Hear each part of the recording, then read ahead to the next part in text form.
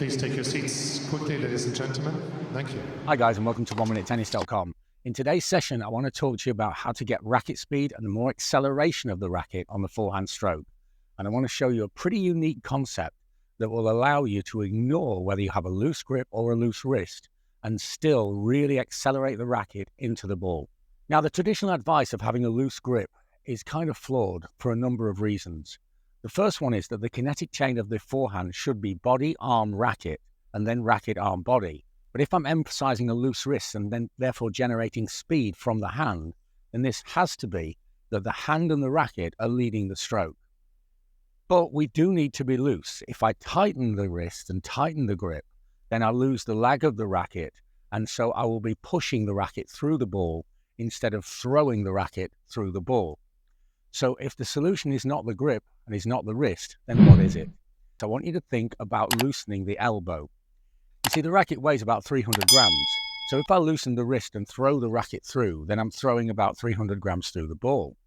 But my forearm from the elbow through to the end of the fingers is about 1,600 grams. So if I loosen the elbow, then I've got about 1,900 grams being thrown through the ball.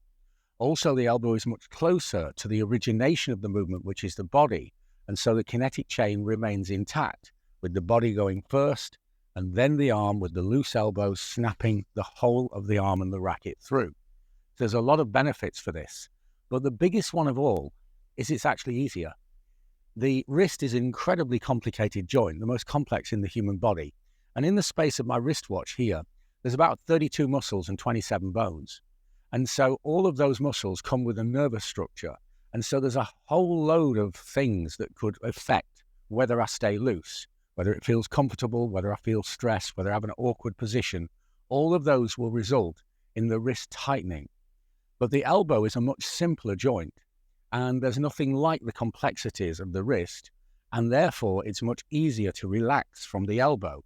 So if we think about loosening the elbow as we swing into the ball, then what we'll get is terrific racket speed and no loss of power. And you don't have to think about loosening the wrist, because you can play with this now while you're sitting and watching the video, is that if you have a loose wrist, you can have a tight elbow.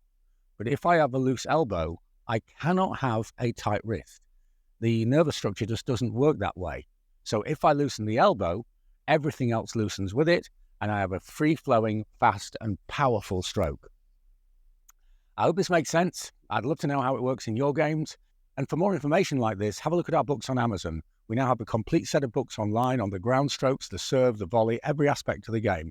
We cover the science of the game and then super simple solutions such as this. Or if you prefer a more personalized touch, join players in over 30 countries that I'm helping on a one-to-one basis online. I'm working with players of all ages and all levels. For information on this, email me or have a look at the website.